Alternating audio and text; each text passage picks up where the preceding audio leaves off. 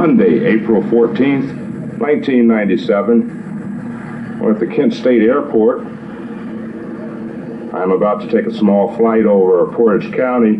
Specifically, I'm attempting to get some aerial views of the McElrath community, which lies at the northeast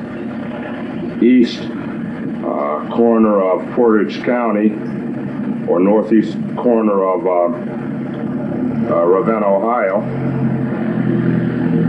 I think one of these planes is mine that's taxiing in, or at least the one I'll be riding in. I hope I'm not in the way.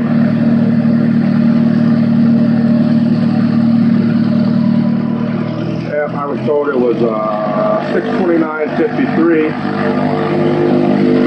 plane number.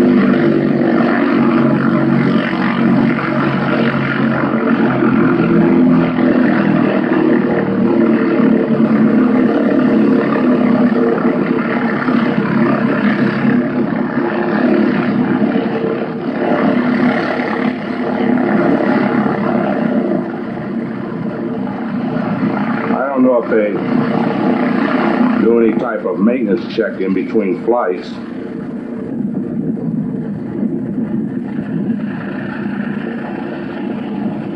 But at any rate, this is a beautiful day today. You can see the clouds. They're a beautiful pattern in the southern sky.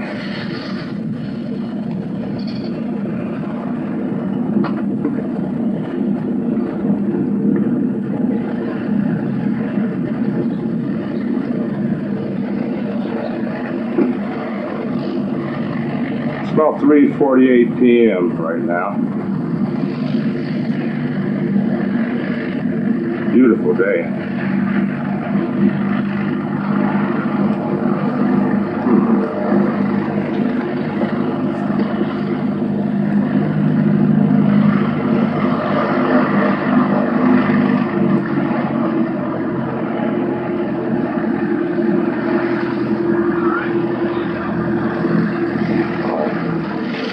The pilot, Chris. I'm sorry, Chris, I got your last name. I'm Chris Growell. I'm a flight instructor at Commercial Aviation. We do photography flights and pleasure rides as well as flight instruction. Today is a beautiful day to be flying. A great day for taking pictures and checking out the landscape. So that's what we're going to do. We're going to fly out east of here toward Ravenna and check out an area, I guess around Route 44, around the hospital, and it should take about half an hour, and the airplane is all ready to go, all pre-flighted, and we just got down from another flight. What type, could you describe this aircraft for me? This is a Cessna 172N. It was originally an Army liaison aircraft. They built it back in the 50s originally. They've been building newer versions of it ever since because it proved to be such a good utility aircraft. It's a four-seater with a 320 cubic inch four-cylinder engine, holds 40 usable gallons of fuel, and it typically cruises at about 110 knots, 110 to 120. It lands at 60 to 65 knots, and the range is 4 to 5 hours, which means 500-mile flight roughly, depending on the conditions. Again, if you're bucking a headwind, it's going to be less. If you've got a tailwind, it'll be more. And what's top flight speed? Did you mention that? 140. 140. Oh, it's okay.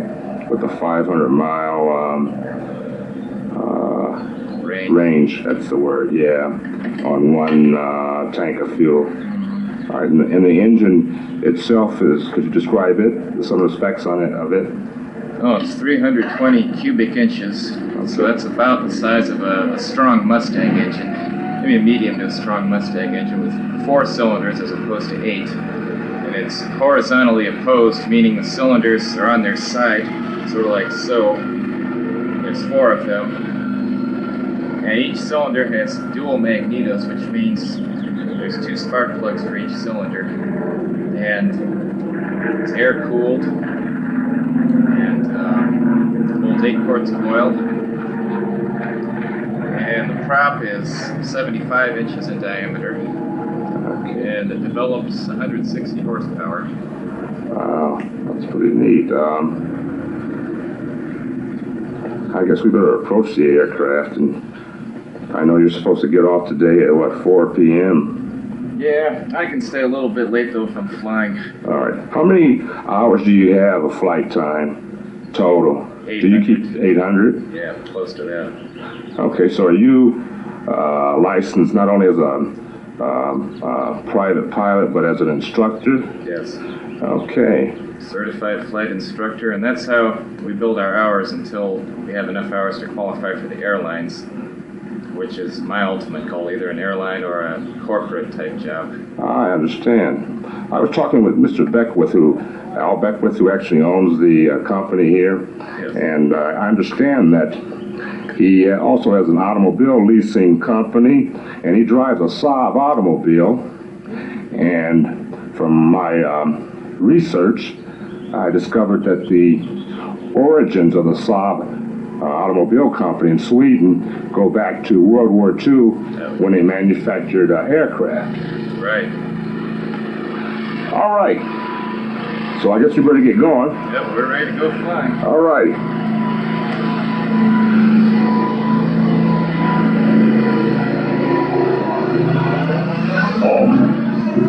I might have to turn the camera off at some point in time. Yeah. I see it's just a lot of it. Yeah, while I'm buckling in, you can take a look at the instrument panel. All right. The cockpit. And as you can see, there's a rear passenger seat. Okay.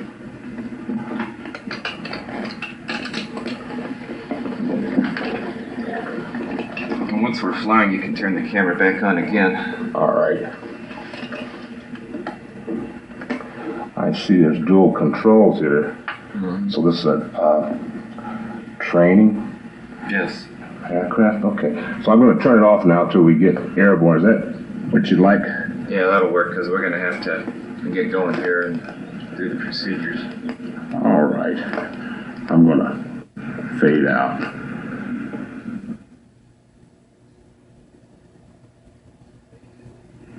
Passenger briefing. Basically, it's a clear day with a few bumps, but nothing out of the ordinary as far as turbulence is concerned.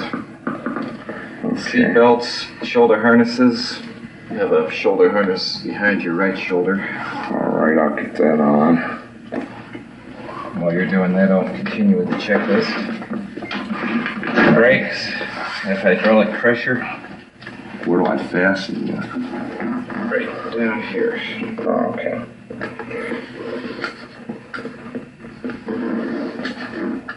You might want to flip that over. The other way. Yeah. Okay. All right, then I tighten it up. Yeah. Although the shoulder harness can be somewhat loose, the seatbelt you want snug. Yeah. The shoulder harness doesn't need to be overly tight. All right. So we've checked our brakes for hydraulic pressure. Avionics power is off. Where are the brakes? The feet. Oh, they're the feet. Let's see if I can more like that. In other words, where my feet are now is where they are, the brakes? Yes. Okay. Alright, seatbelt, shoulder harnesses, brakes are set. Avionics power off. Circuit breakers are in across the board. That's what we want. Fuel selector is on both. Mixture is rich. Carburetor heat is cold. Prime, we don't need to prime it, it's just been flown. Prop area, well, you'll clear out the window. Clear?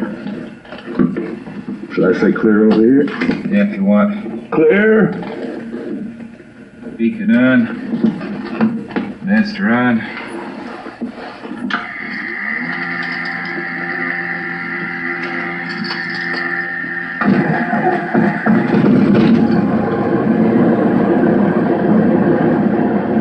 Radio's on. Oil pressure's up.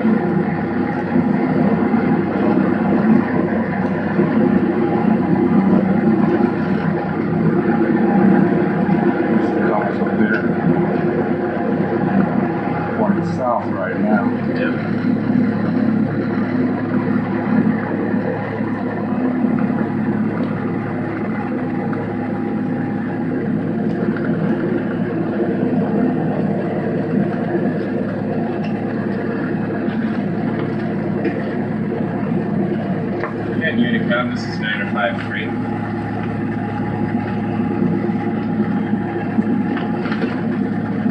753, King Unit, come right. Yes, I need you to relay to Mr. Beckwith that that last pleasure ride was 0.4. Okay, will do. Thank you. Traffic 10-4 is departing one-way 166.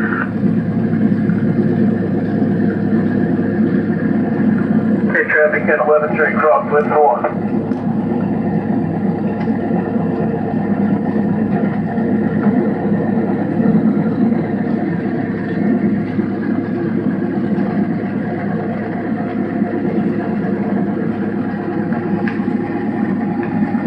Traffic 10-7 45 full on 10.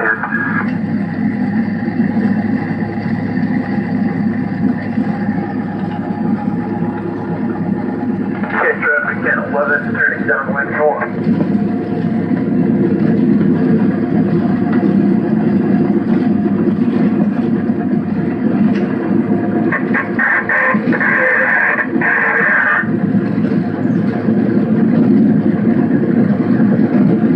Traffic 10-7 downwind 4 on 10.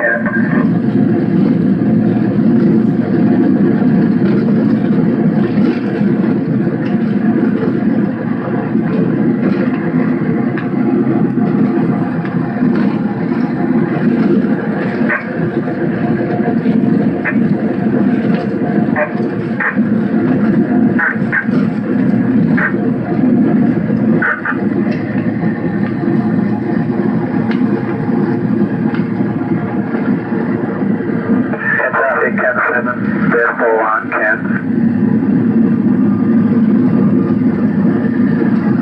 And traffic 10-11 extending the left downwind from 1 Penn State.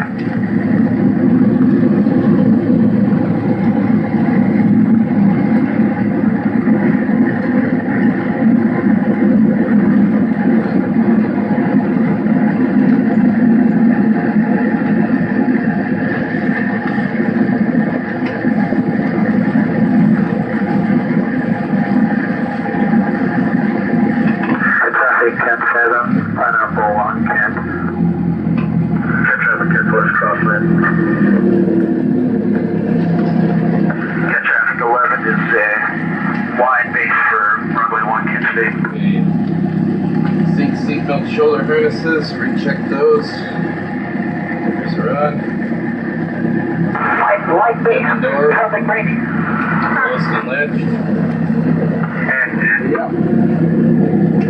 Light controls.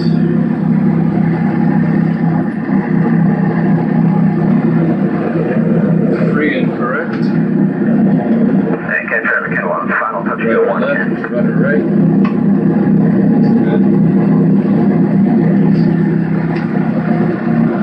Elevator trim, set that for takeoff.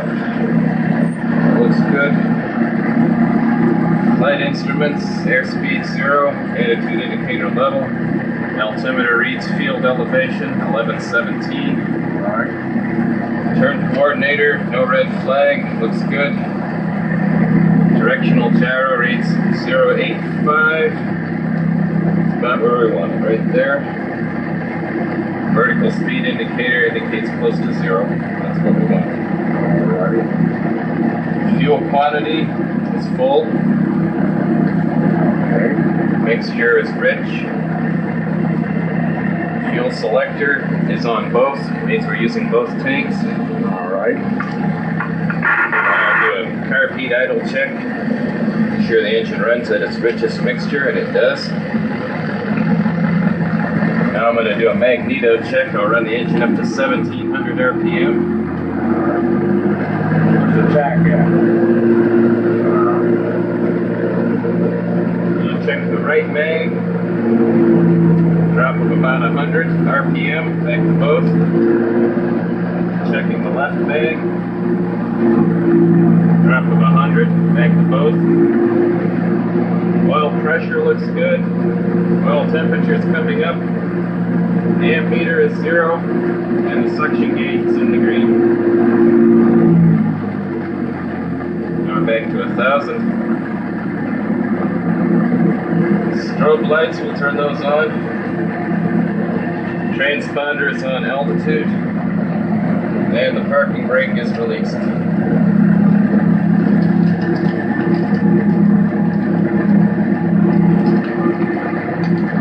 Okay, we'll do a normal takeoff today, which means we won't use any flaps. Those flaps you're talking on the front, on the wings, would give you extra Traffic lift. 1011 crosswind 4. I used to build model planes, and I guess basically the same principles of aerodynamics are involved there. Okay, we'll look for traffic, it's clear. And I'll go ahead and put down 10 degrees. Let's show them how the flaps work. Traffic 1011 downwind for 1. That's 10 degree. Okay, angle, yeah.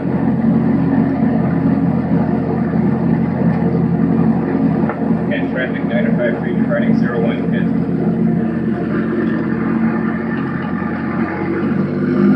Look for other airplanes, there are none. So now we're going to fly out east toward Ravenna. We'll do what's known as a rolling takeoff. Full power.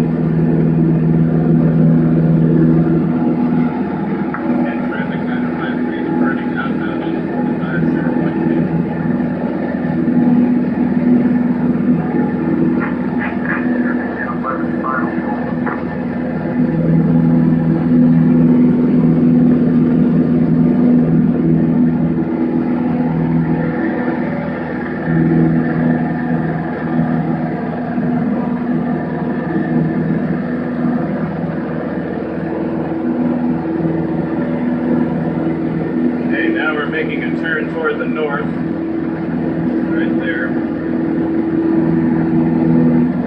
We're at about,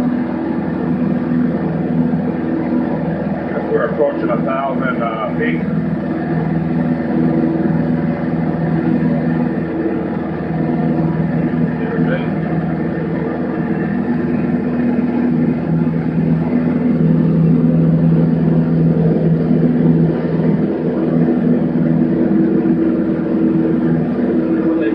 Banking. Yeah. All right.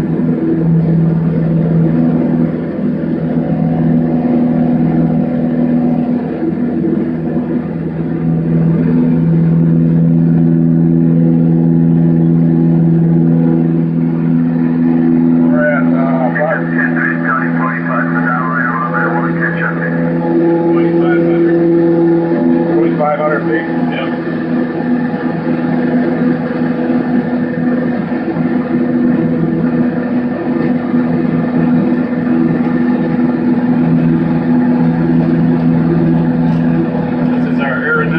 Chart. It tells us where we are. Traffic is in the net and down 1 runway 28. This is how we navigate.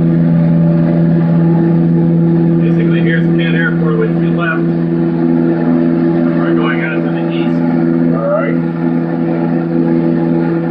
Catch up, Kent 330, comment, but I want to catch up before it stops.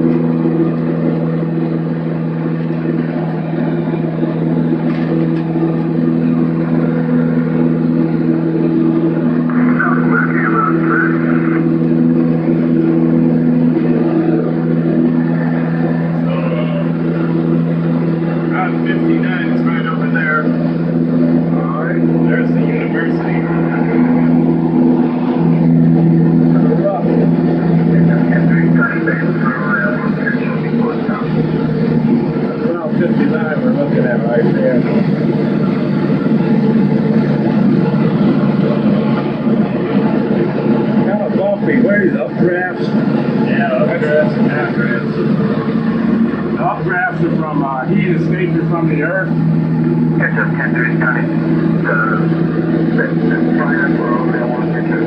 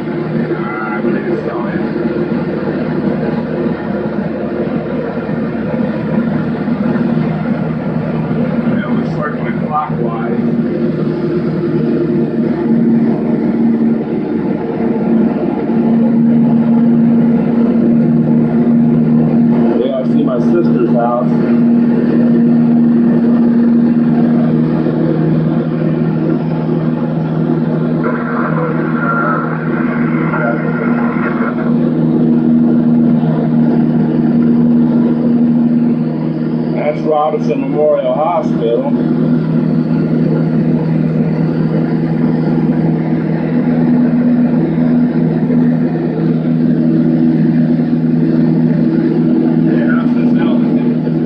Yeah. Excellent outcome. That's Robinson Memorial there. Gives a good shot of the community itself.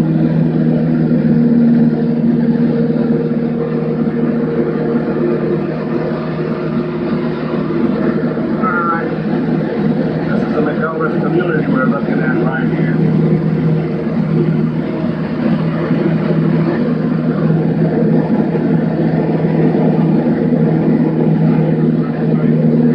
They were flying right over top of it heading north.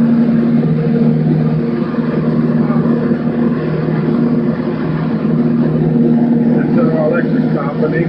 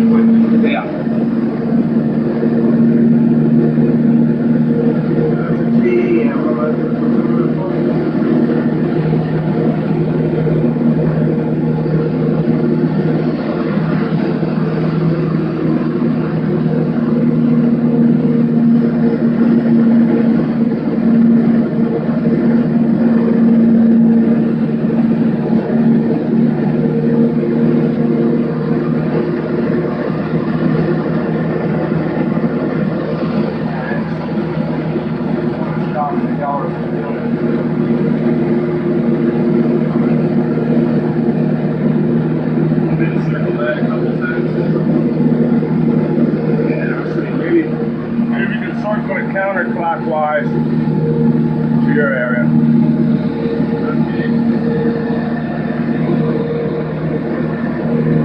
Those are the apartments. I'll play in my car.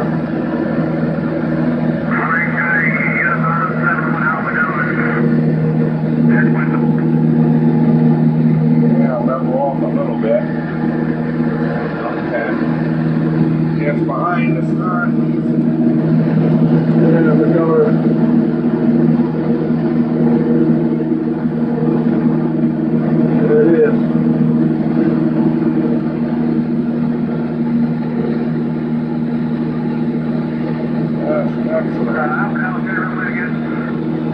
if you can keep this radius where we're turning at, we're doing all right. I'm gonna hold up your shoulder strap a little. I heard you down, Mom.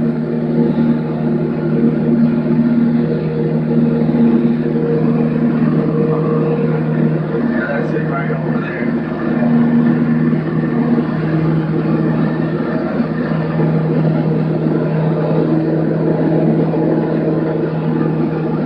I'm gonna start heading gradually back toward the airport because All right. Pretty bumpy up here.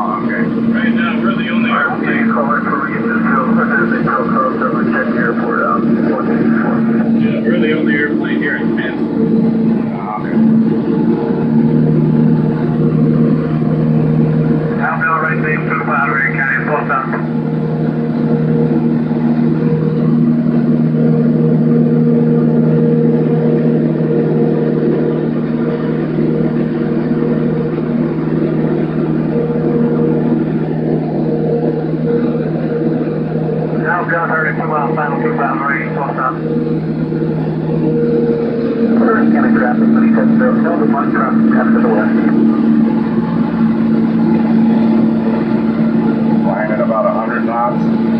Yep. 2,000 feet. Okay.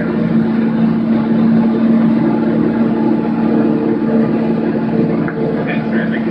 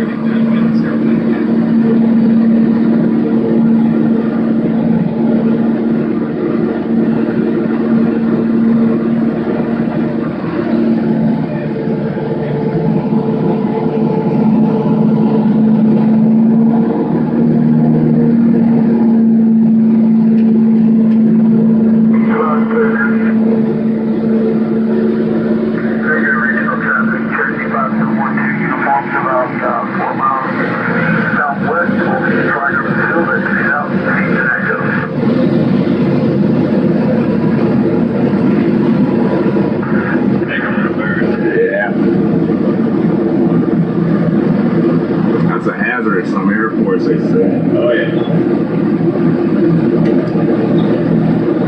And traffic 953, base 0110.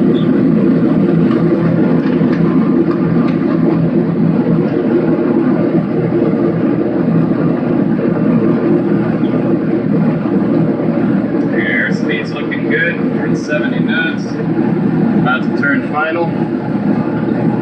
Final approach. And traffic 953, turning final 0110. Yeah, there's the airstrip down there.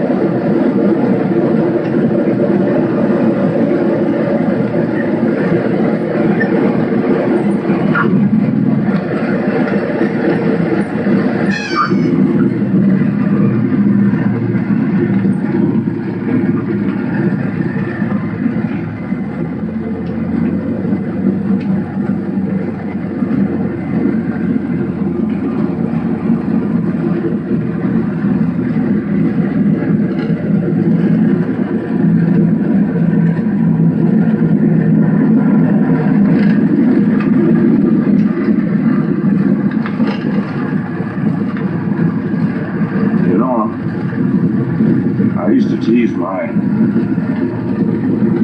wife about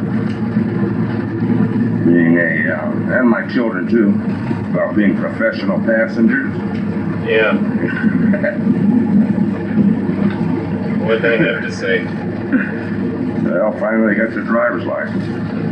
Maybe one day I'll get my pilot's license. Department 1, Constate. Hey, I'd love to have you as a student. Hey, that's something we can look forward to. Yeah. I want to thank you. Hey, you're welcome. You know, Thanks for... with my limited knowledge, it was a very interesting flight due to your descriptions and explanations of the various technical aspects of the plane and the nature of the flight itself. That is what we encountered in terms of the visibility and landmarks. And I'm really thankful. A lot of people would not take the time that you've taken today. And in my estimation, we had an excellent flight. I would agree. The takeoff was great. The landing was excellent, in my opinion. And I did not feel that nervous at first. A little bit of nervousness. I think That's normal. Yeah. So, but after we got up there at around, I think you said around 2,000 feet, things leveled off, and wonderful day. Now, will they check this plane out pretty thoroughly before it goes up anymore? So I say like tomorrow, the next plane.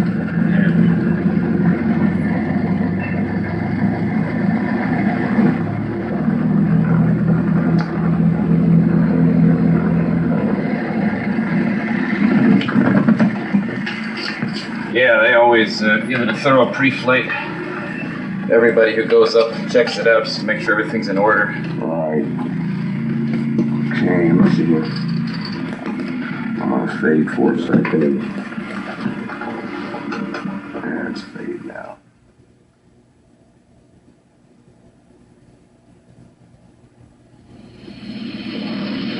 Yeah, Mr. Chris Corral was explaining how he was in the Navy. Did you fly any aircraft in the Navy? I was an aircraft mechanic. I worked on the jets, F-14s, 18s, A-6s. And watching them fly motivated me to try to learn about flying myself. And so after I got out of there, I started over at Kent. I went through their flight program. And now I'm instructing in commercial aviation, which is the same airport. I understand. Your background in the mechanics, of an aircraft, I would think that would give you an advantage in terms of as far as being able to monitor the condition of the aircraft that you do fly. I would think that inherently now from that knowledge and experience, you'd be able to detect problem, I'd say quicker than someone who did not have a similar background or training or experience. Can you cite a specific incident where your mechanical background and that experience in the Navy allowed you to avoid a potential problem? Well, there was a night flight out of here once. In fact, right off the same runway, we were heading north at night. The engine misfired. It wasn't an obvious misfire, but to me, having some experience with engines, it was enough to where I turned the airplane around and brought it back. Wow. It was later discovered that there were electrical malfunctions within the engine. So I don't know if my Navy experience helped me do that or my intuition. Right. Great. A little bit of both. Tell me, did any of the instrumentation indicate any problem at that time? No, it didn't. So that in itself, demonstrates how valuable such experience is, and that transcends not only the air flight, but with other areas of study and professional career. So, well, anyway, I'm going to sign out now. But again, I want to thank you. Yeah, and when you go see Mr. Beckwith, tell him you got 0.5 on the hops meter. 0.5 on a hops meter. Yeah. All right. Hey, look, God bless you. Thank you. I wish you the best. I look forward to perhaps training with you, okay? I appreciate it. All right, now. Take care, Chris.